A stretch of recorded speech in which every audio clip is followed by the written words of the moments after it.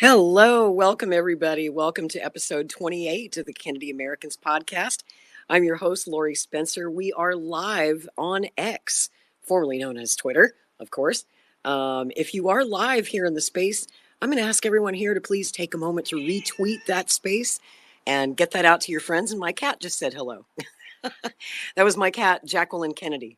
Yes, my cats are the Kennedy cats. Don't make fun of me.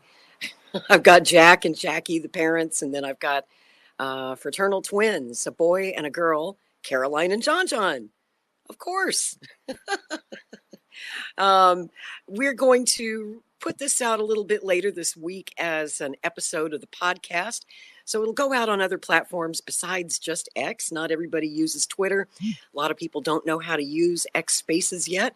So we like to get it out on as many platforms as we can to get the word out to people. So later this week, this will be out on YouTube and Rumble and Facebook and Twitch and as many platforms as we can.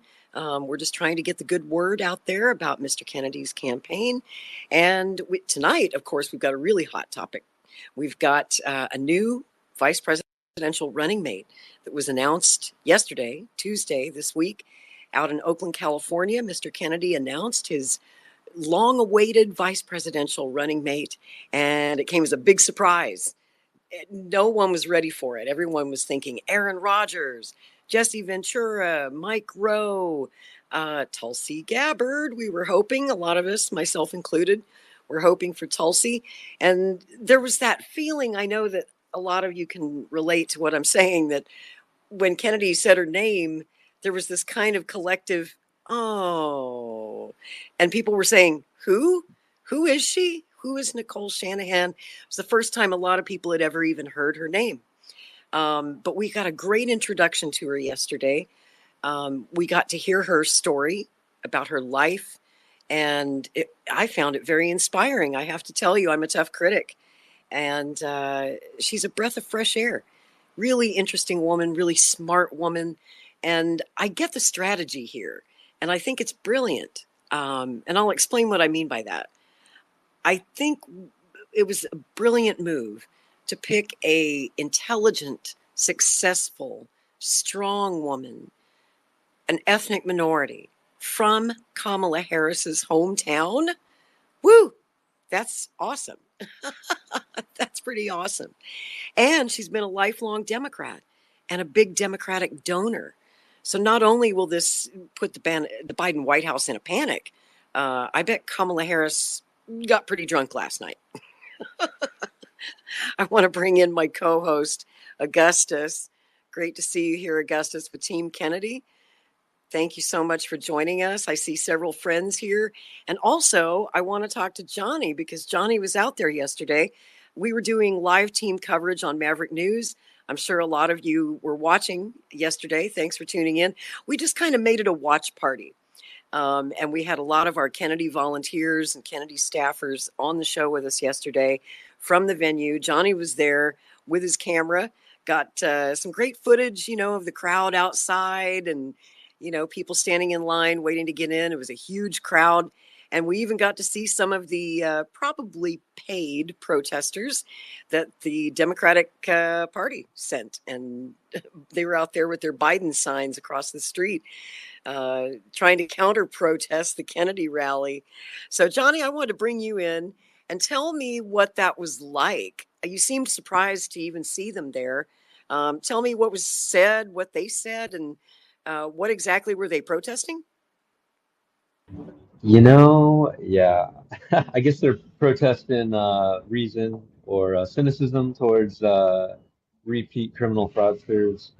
I don't know. Yeah, it's funny how that propaganda can work. How people can look at our guy and say, "Oh, he's a crazy anti-vaxxer." It's like, well, have you listened to him? Because I think it's crazy not to be cynical of Big Pharma. They are, this industry that before COVID, they were like the least trusted and just had the worst reputation. And yeah, billions of dollars in criminal penalties for fraud. But yeah, they got their protesters out there saying, hey, you don't want to take all the vaccines that we're trying to put on the kids that we're not testing? What's wrong? What's up with that?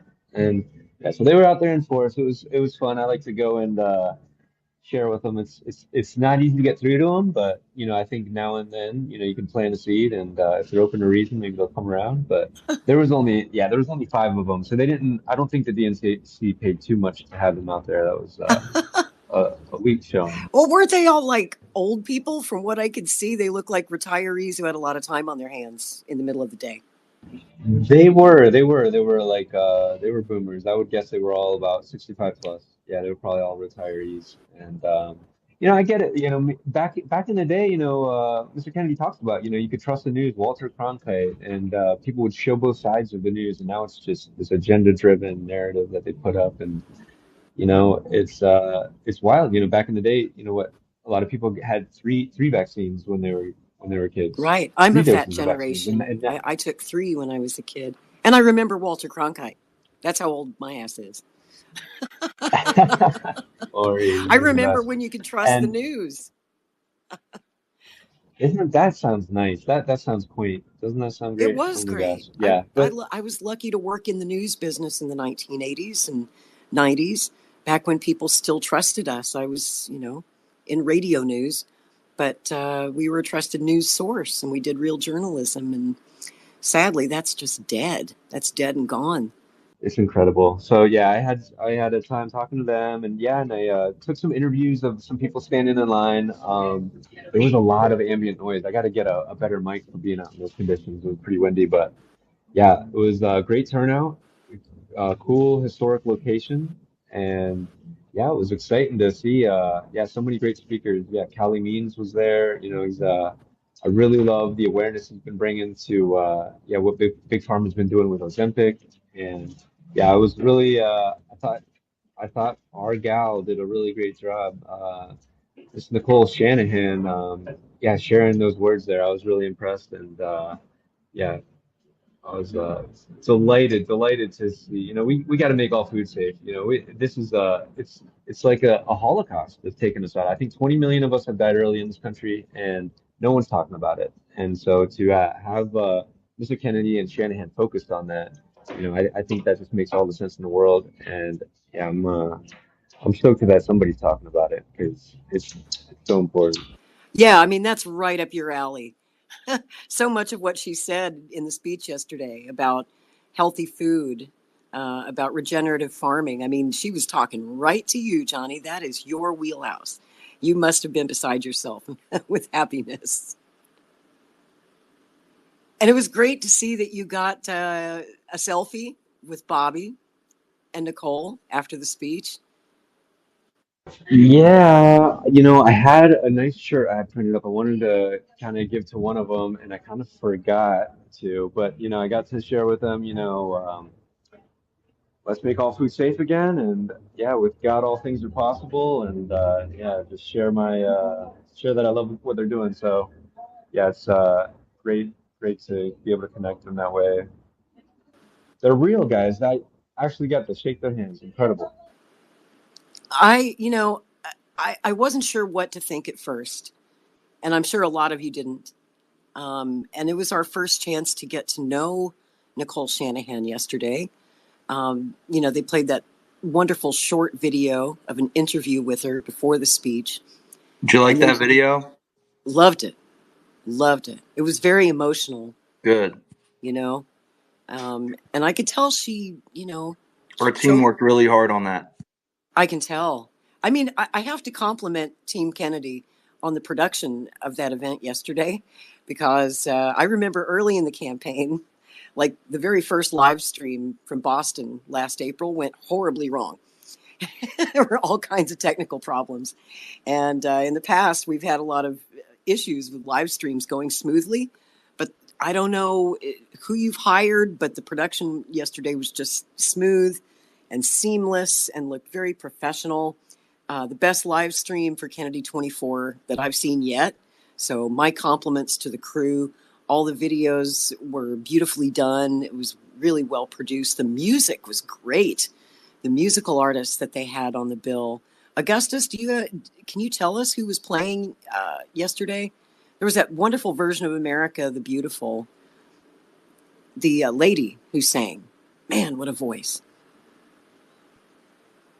Does anyone know her name? It escapes me at the moment. That was Mika Hale. Mika Hill? Man, she is... Mika Hale? I'm not sure who it was, but yeah, she had a great voice. It was Mika Hale. Hale? Hale. Yeah, I said Hill. Mika Hale. Okay. Yeah. Man, she was absolutely amazing. Absolutely amazing. And it's great to see so many friends here. I see Pasta made it. I'm going to send Pasta a speaker's request because we were supposed to have him on the panel with us at Maverick News yesterday. And then the speeches started. And so we all had to shut up and the panelists didn't get to speak. We had him sitting backstage and he never got a chance to actually say anything. So let me send him a co-host invite. See if Pasta wants to hop on with us for a little while. And I'm going to send one out to Jay. Jay Scott was with us yesterday on Maverick News. And anybody else who would like to speak, if you want to get up on the panel, just send me a speaker's request and I'll add you.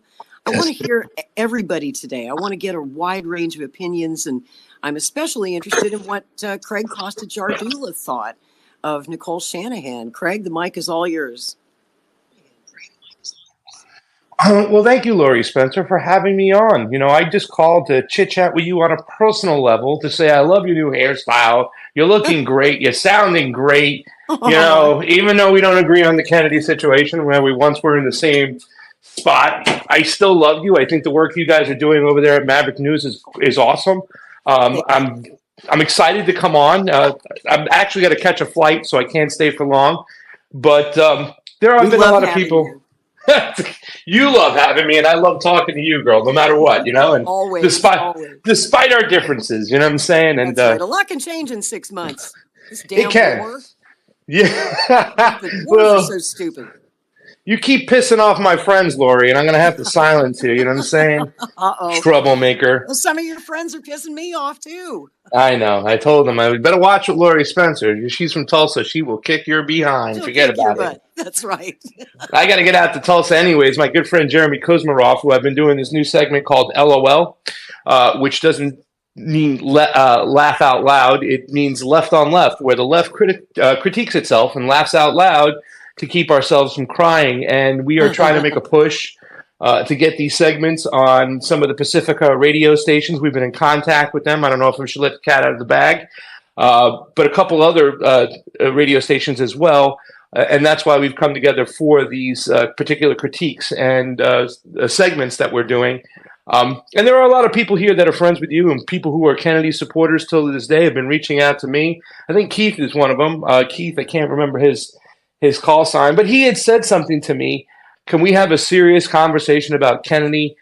In other words, saying that even though despite his awful takes on Israel, which Keith, I think, even agrees with me that it's an awful take, and you might even be there in that camp as well, but still finding value in other areas.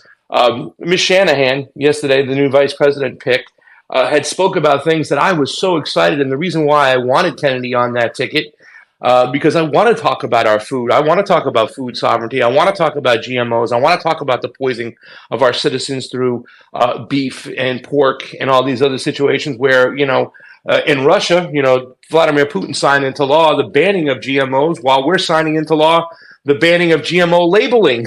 It's turned upside down. And I think these are so many great values that RFK was bringing to the table when he initially announced he was going to run.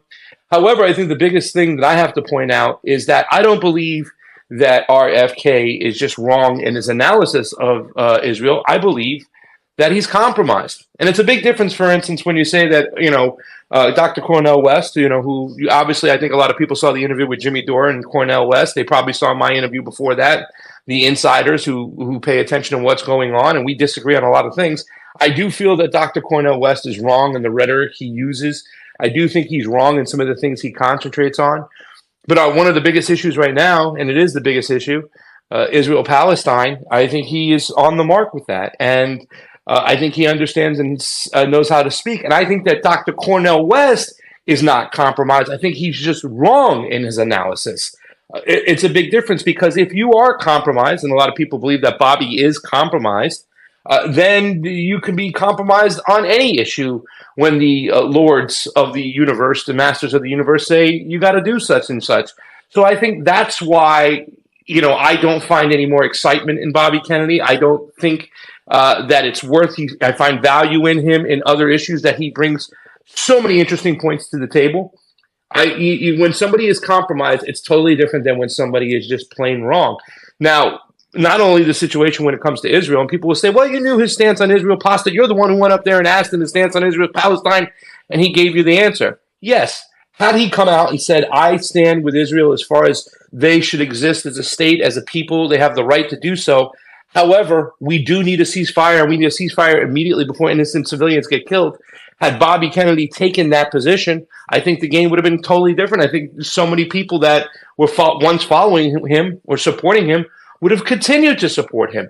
But the fact he has gone full-blown Zionism, and I think he's just too smart, Lori, personally me, he's just way too smart to get this wrong, and he's repeating some of the stuff that I heard with my friends out here in Boca Raton, Florida, where Hebrew school wasn't Hebrew school. It was Zionist school. It was about the state of Israel. It really, doesn't go hand in hand with Judaism. It's completely different in my personal opinion.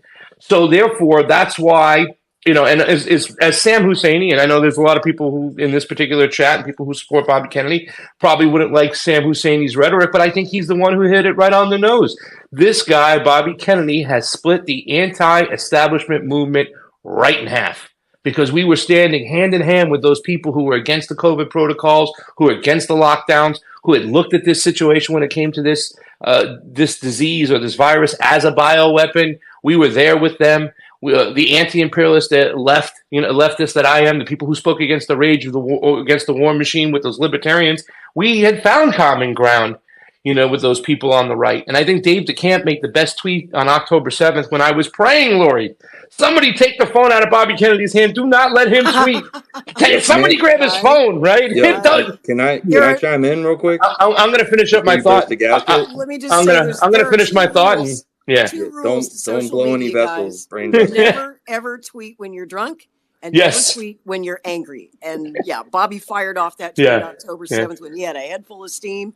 But who didn't? I mean, on October 7th, we were all extremely emotional. And I can certainly forgive him for his anger that night. Well, just finishing up my thought. Yeah, I'm going to finish up my thought, and I'll hand it right over to you. Just saying, plain and simple, when that decision came down and his position on Israel-Palestine, still to this day, supporting what the Netanyahu government does, and then yesterday's decision of that vice president, I think it's all but over. Please go ahead. Well, I don't know how tuned into what the campaign is doing and what who is this, by the way? Talking about.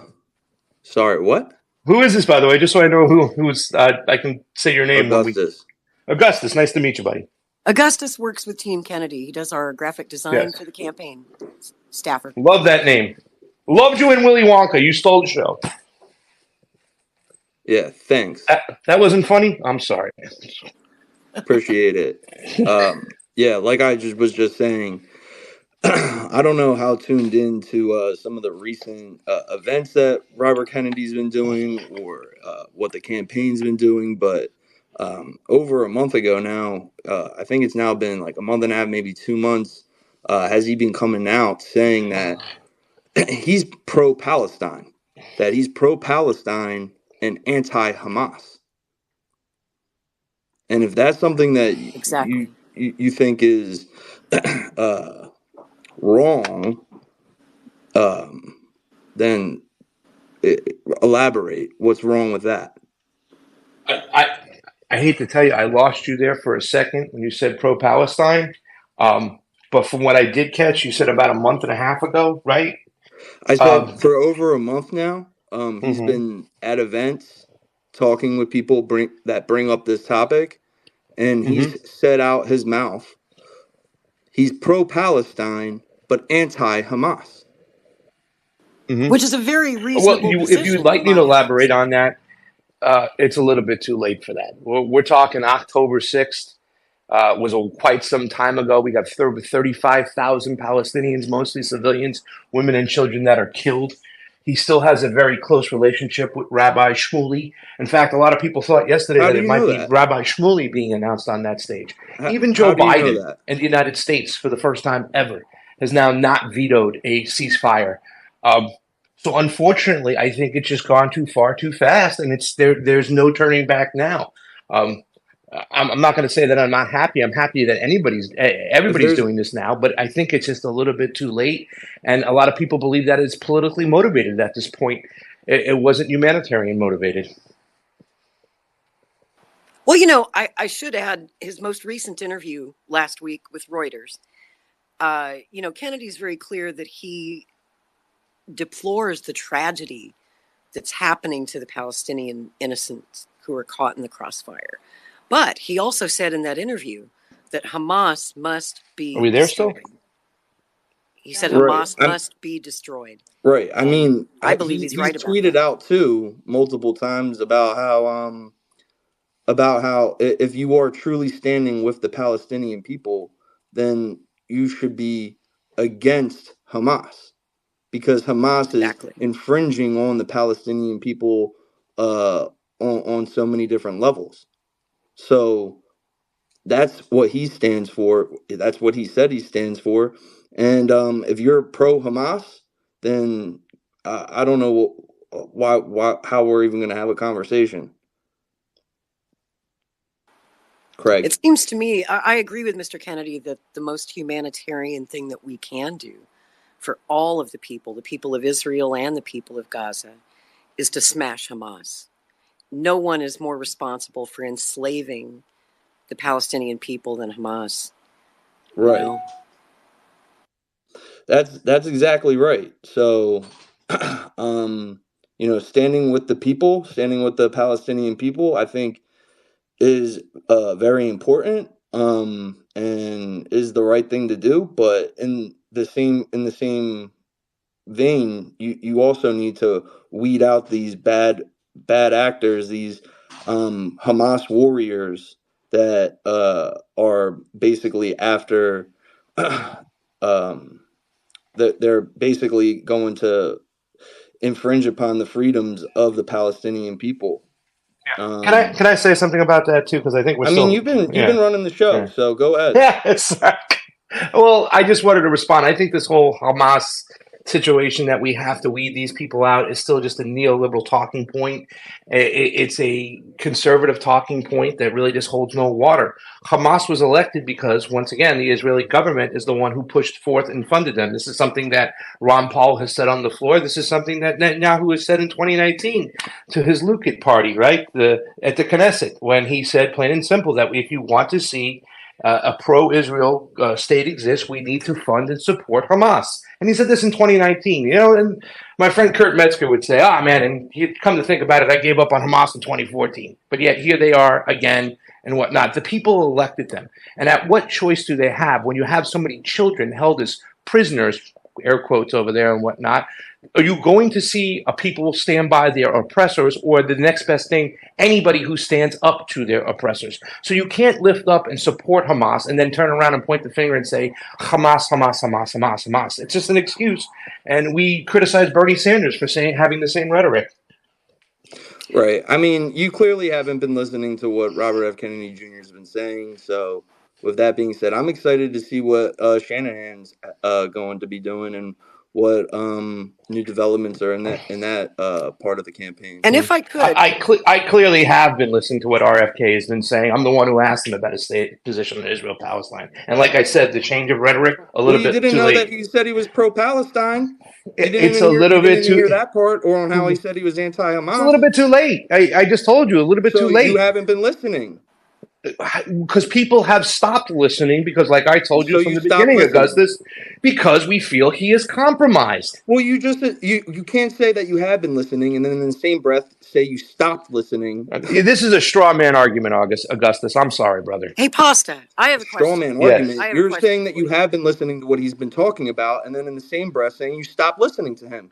We You're stopped listening to contradicting yourself. we What stopped straw listening man to the guy a argument are you while talking ago. about? We've stopped listening to him a long. Listen, I understand this is your hero, and you're going to get upset because people don't want to support your I'm hero. not upset. Yeah, you obviously are. You're raising your voice and saying, "Yeah, you're in the same breath." Yada yada yada. We've stopped listening to Robert Kennedy. We don't believe him anymore. I'm only raising But my we voice listen in to order him. to be heard because you can't stop talking. I have to talk over you.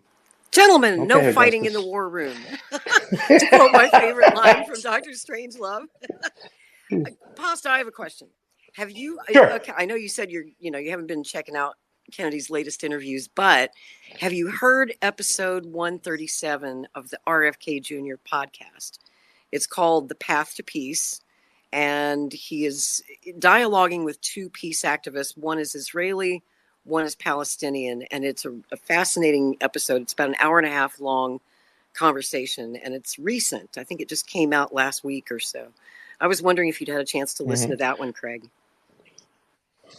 I have not, but I'll tell you what, Lori, I will listen to it for you because I respect and love you and I love what you're doing. So I'm going to listen to it. But I think I'm going to have the same feelings and opinions I've had for quite some time. I'm just not going to simply believe RFK anymore. I believe Well, here's what I compromised. liked about that podcast. Bobby didn't do much talking. Instead, he just listened. He was listening to both sides, taking it in.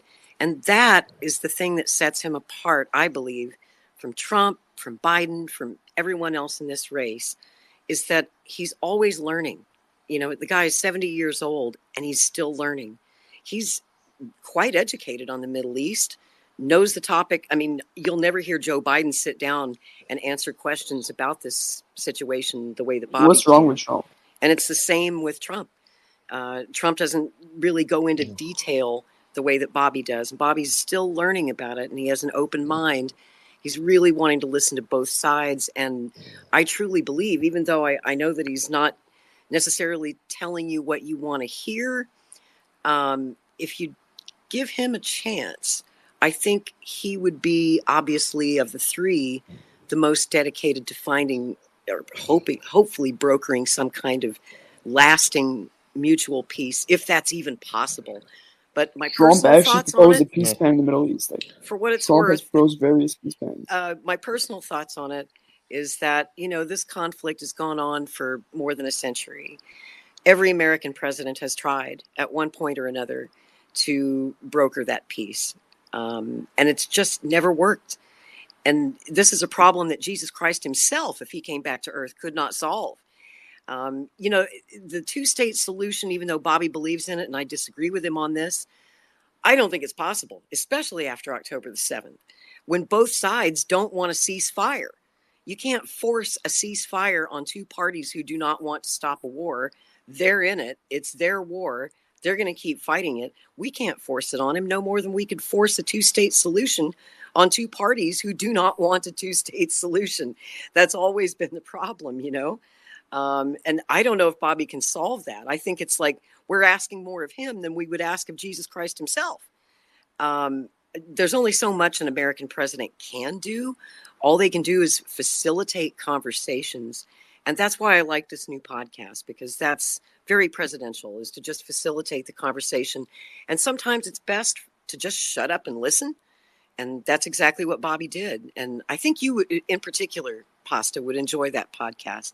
So hopefully you'll get a chance to listen. Yeah. Well, make sure you send it to me, right, so I can listen to it. I just posted and it. Augustus fell on out in the nest Perfect. Here up at the top of the space, everybody. Okay. If folks out there listening would like to check it out too, it's episode 137 called The Path to Peace, the Robert F. Kennedy Jr. podcast. Yeah.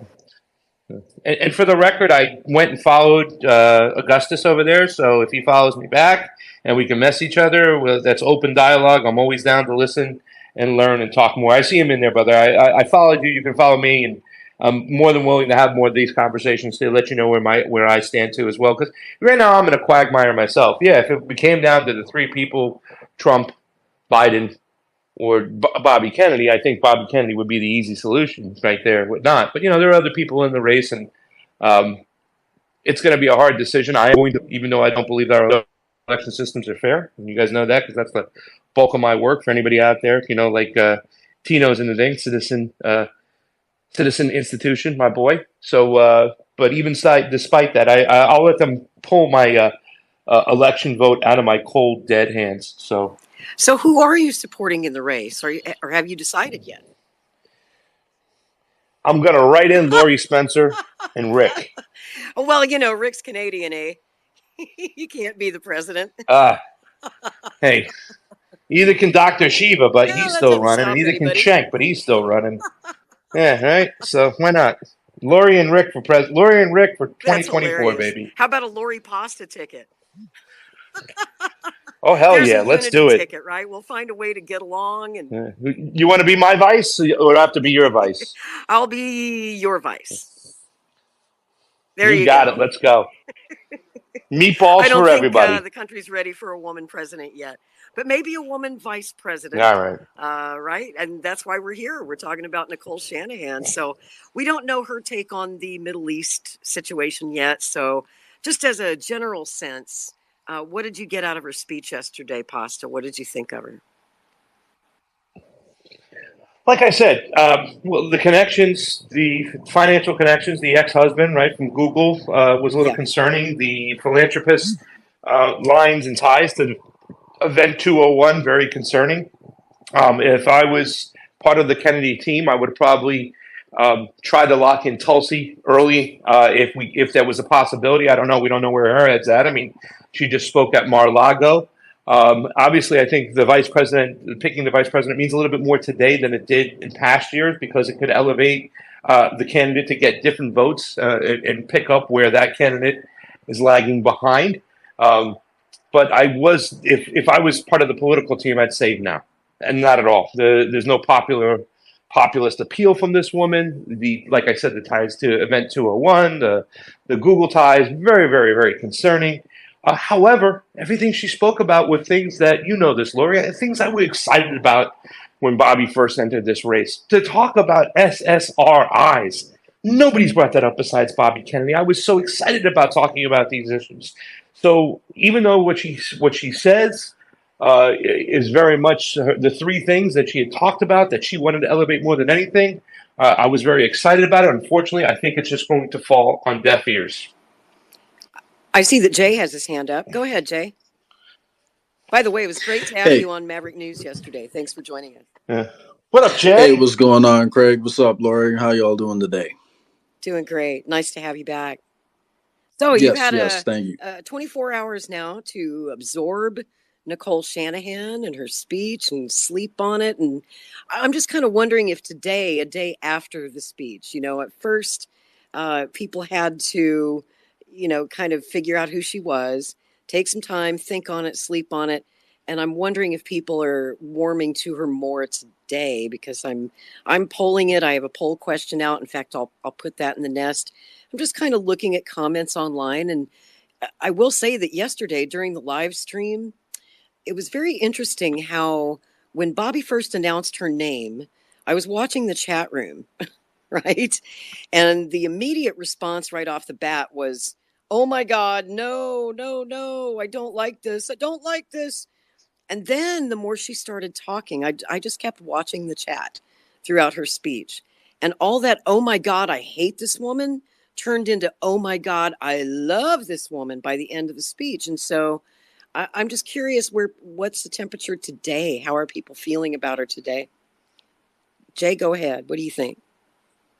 Yeah, so to be honest, I guess my feelings might mirror Craig's, but a little bit less negative. So, the jury's still out. I don't want to make any prejudgments. And the only reason why I would say that is because, I do have a ton of respect for Bobby. And while I would say I agree with Craig's position on Palestine, I wouldn't say I think he's compromised. I would say I think Mossad has the most ruthless assassination agency, through Mossad of any intelligence agency. So he's probably doing his best to make it to the election more than anything. So I don't think he's compromised, but that's just my opinion.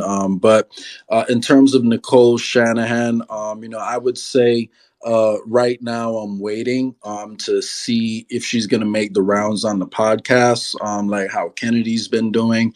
And I want to see how she responds, if she goes on Joe Rogan. And I really hope that, people are going to ask her about what's going on with Event 201, because I noticed that, Whitney Webb pointed out that some of her organizations have been kind of burying their connections to Event 201 in the weeks leading up to the election. So that really worried me, because one of the things I love about Bobby is his transparency. Like, he tells us why he evolved on Russiagate, and he doesn't try to shy away from it. Like, he explains the whole thing. So I want to hear that same kind of radical transparency from Nicole Shanahan on her ties to Event 201, and she can explain that, and then maybe hold big tech accountable the same way Bobby is holding BlackRock and Vanguard accountable.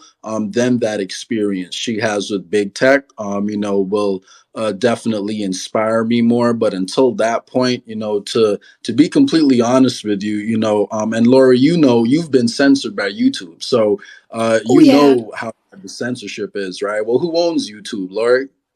Google. See, Exactly. I'm looking at this as a plus, though. I'm thinking now that she's on the ticket, maybe she can call up her ex-old man and say, hey, stop censoring Bobby Kennedy. Maybe they can settle this thing out. That would be great.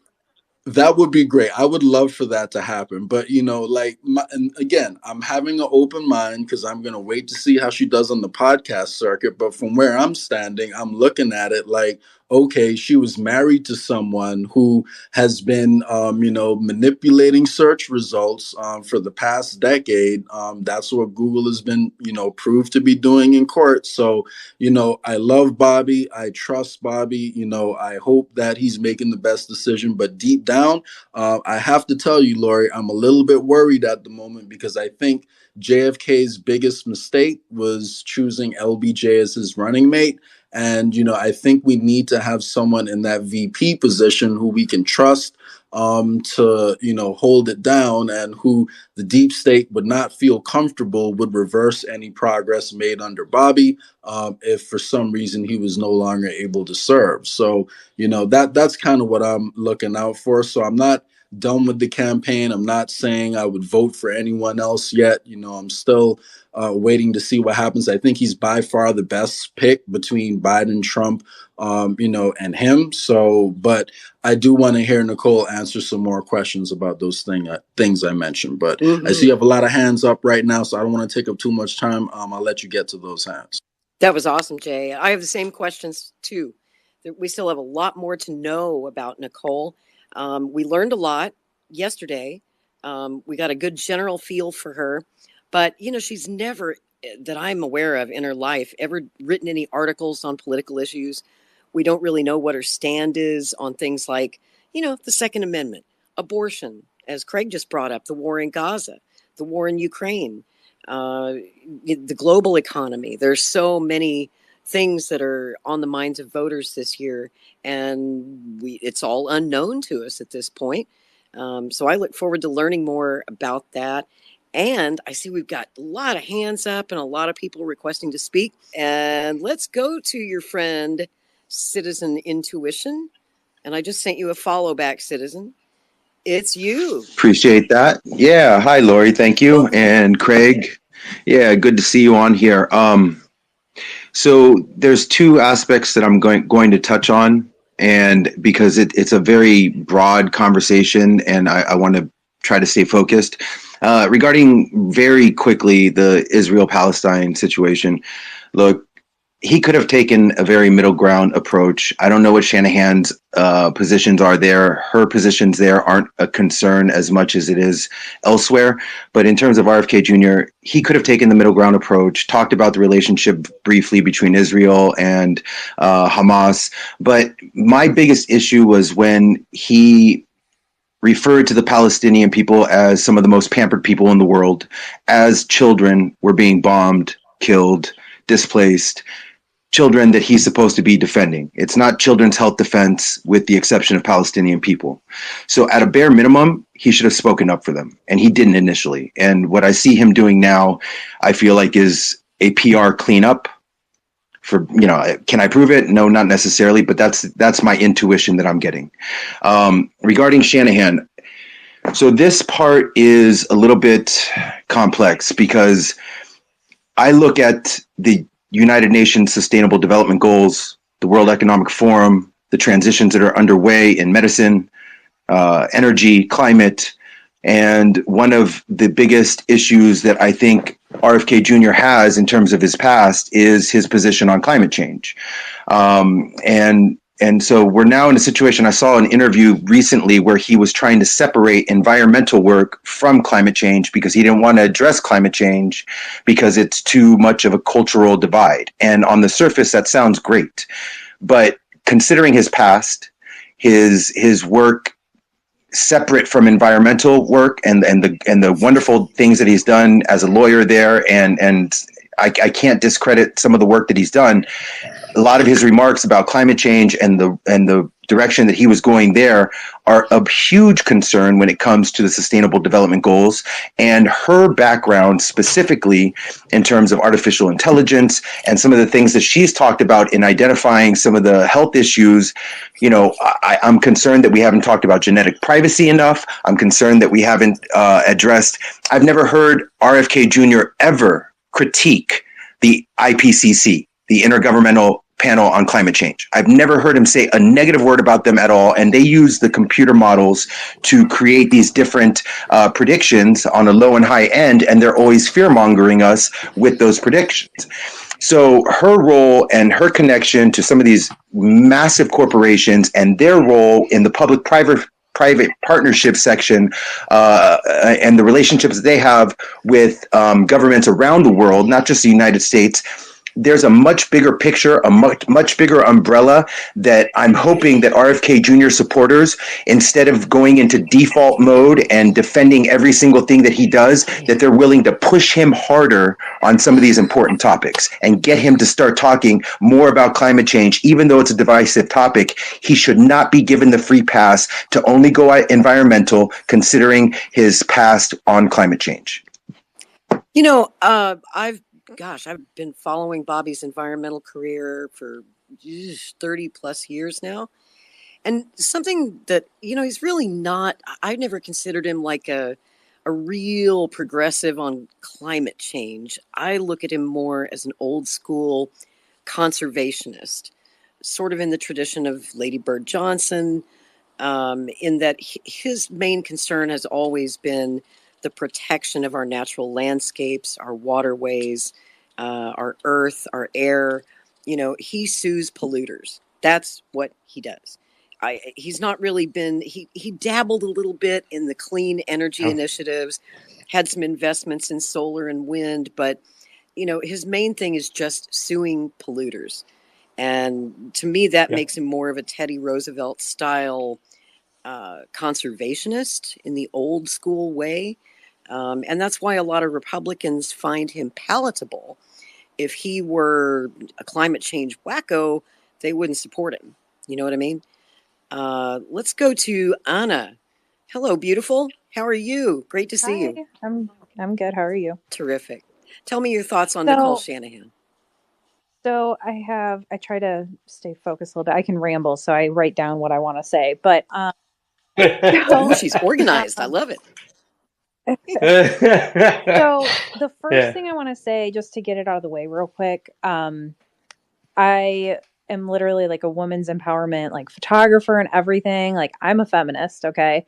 So when people talk about her exes, it really bothers me because women are more than the men they sleep with. Okay. Like she started her company before she even started dating the Google guy.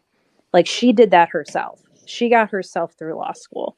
So it's really disheartening to see people just talk down on her because, the Google guy made her rich.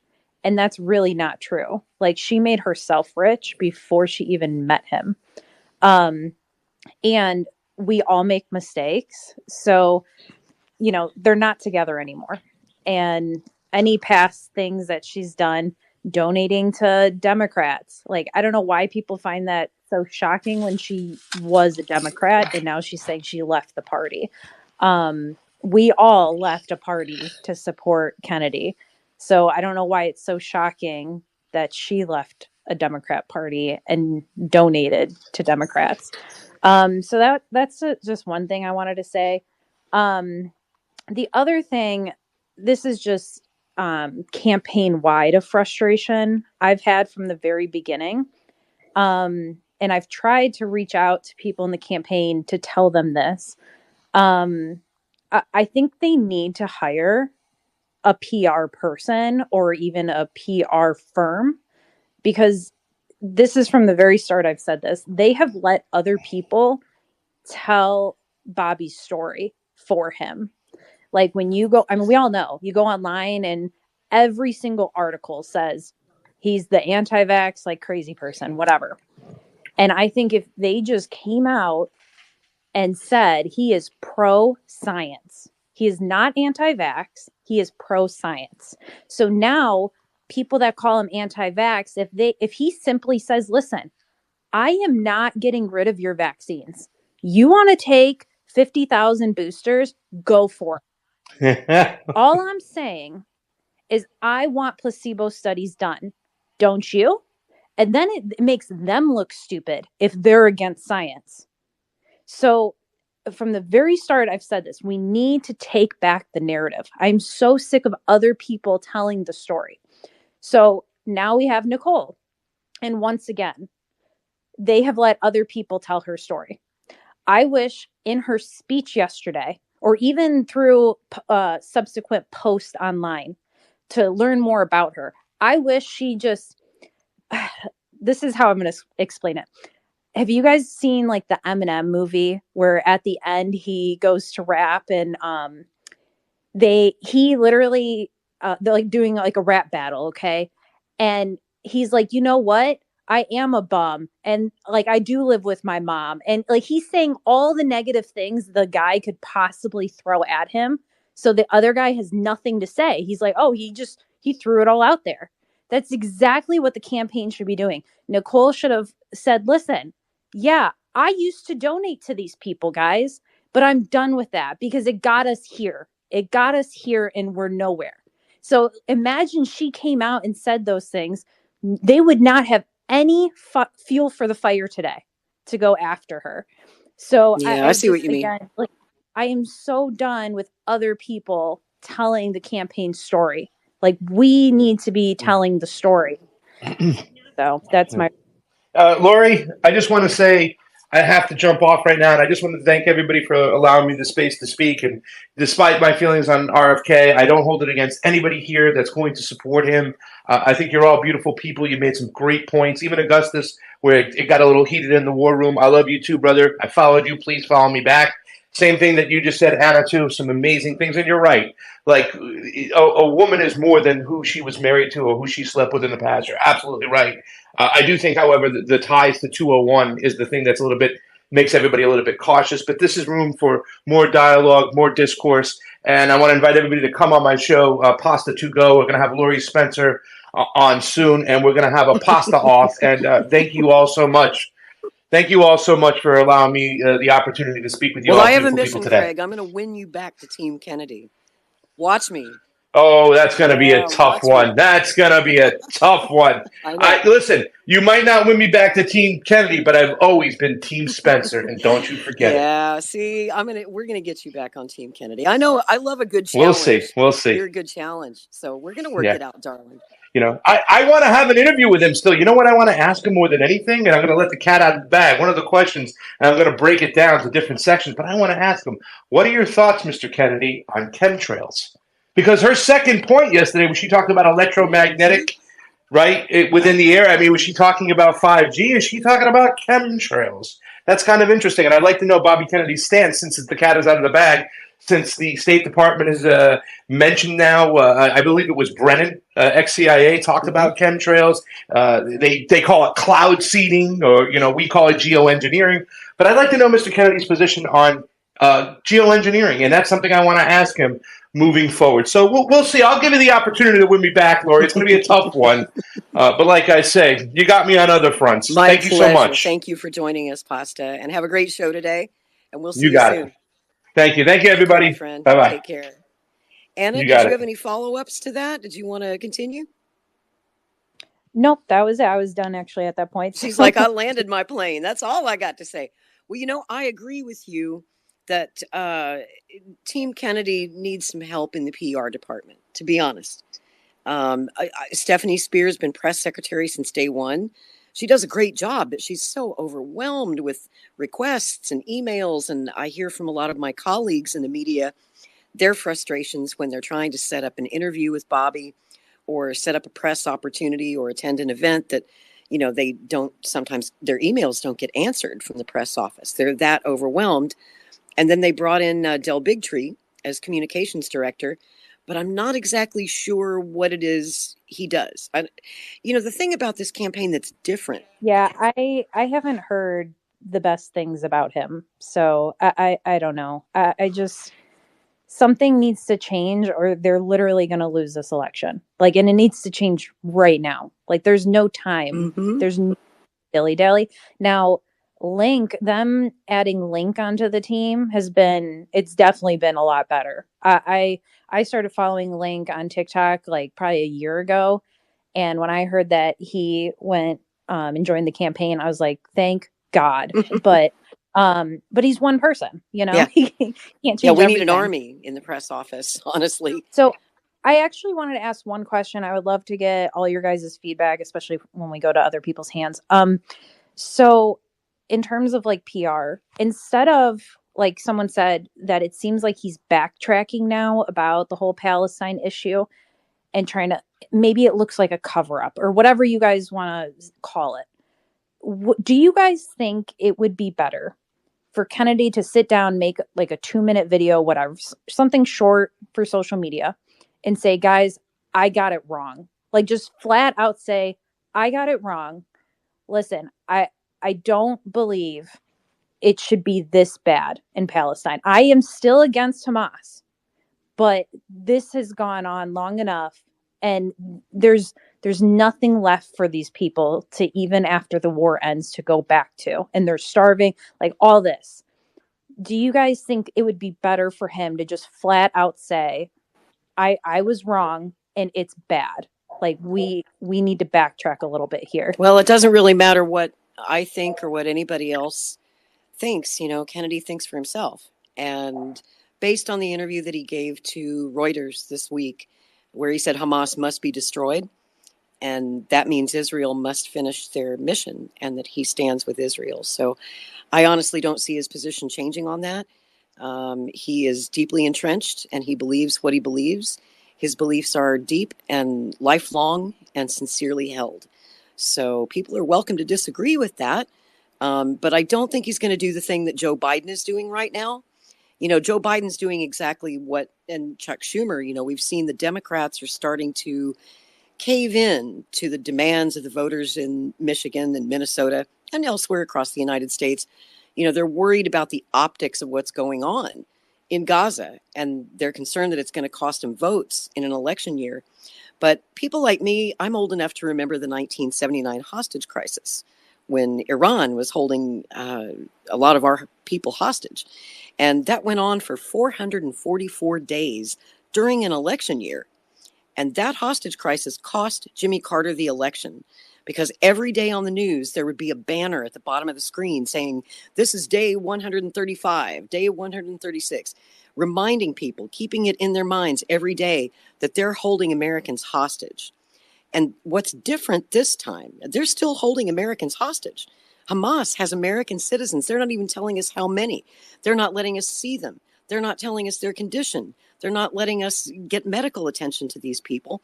So, I tend to agree with Bobby Kennedy on this, that as long as they're holding our hostages, we should not give an inch. Give us our hostages first, then you get your ceasefire. Then we can talk about it's just really hard for me to believe, with all of our technology that we have, that they can't go in and find just the Hamas people. Like, that's what gets me. With all the technology we have, we can't do some small missions. Like, the answer is just to blow up the entire area. Like, it just, something in this whole situation could be better. Like, something is wrong here. Just with everything. And I'm sure there's so much technology that our military has that is like years beyond us, that we would be like, what? That's even invented? Like, I don't think what's going on right now is a solution. But I don't think you have to be necessarily for one side. And that's what I'm saying. Even if Bobby has said, I am against Hamas, but I am for like Palestinian people, like these innocent lives should not be taken, then I feel like we're all like that. I haven't talked to anyone that's pro Hamas. And I think that's I have being misconstrued. I have some friends who are literally pro Hamas. Okay, well, especially with like young people and everything, that's something that we talk about all the time that people are very conflicted on. Like when they say what's going on at college campuses and stuff, that's not what majority of people are saying. People are not pro Hamas in general. We are just flat out across the board. I don't think October 7th should have happened, but I also don't think what's going on now should be happening. So it's okay to say, I mean, basically like what Candace Owens came out and is getting crucified for, that just the innocent life being lost should not be happening. And I don't know anyone who's against that, I guess. You know, speaking of Candace, on my show Saturday night, Strange Bedfellows, my guest was Rabbi Michael Barclay. That's the rabbi that she had the very contentious interview with just a couple of days before she was fired. Some people are saying that interview is the reason that the Daily Wire actually cut her loose. But that interview obviously went viral. It's got millions of views now, and it's very controversial. So I talked to the rabbi about it Saturday night. And again, he expressed a point of view that is pretty much identical to Mr. Kennedy's point of view, is that he feels incredible sympathy for these children in Gaza who have been victims of this whole thing, whether it's victims of the bombings, the airstrikes, or the victims of brainwashing. Literally, you know, all souls are born pure, is what he said. As babies, as children, we are all innocent. And unfortunately, it is the culture, especially in Gaza, when in a place that's run by Hamas, where they are literally trained into terrorism and hatred from the time that they are small children. They're taught how to handle guns. They're taught to kill Jews. They're taught to hate their neighbors. Now, that's the real tragedy. And, you know, it seems to me that I was talking to a friend about this, and I was actually talking to the rabbi about it, that the only solution that I see working, and it's a long, long ways in the future. You've got to remember, this is more than a century-long conflict that no one's been able to solve with these two parties that hate each other and just keep having wars with each other every few years. It's what I envision is eventually a one-state solution. I don't think either side will ever accept a two-state solution, certainly not now.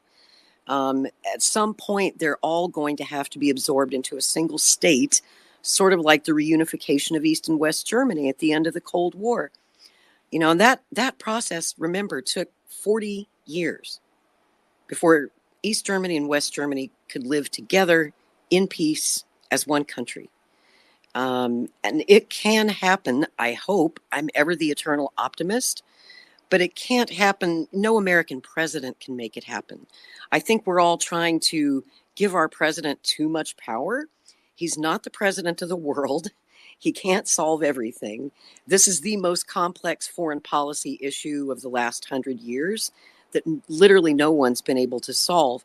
Ultimately, it's up to the Israelis and the Palestinians to solve it when they are ready.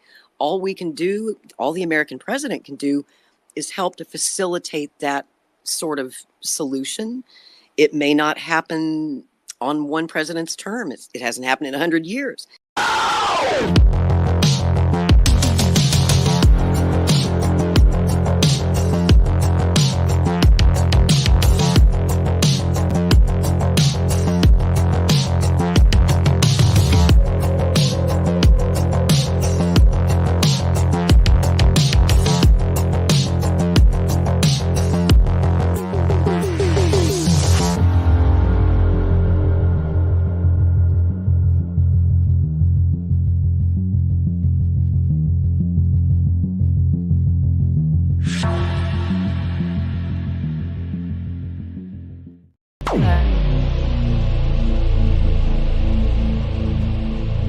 This has been a Maverick Multimedia production.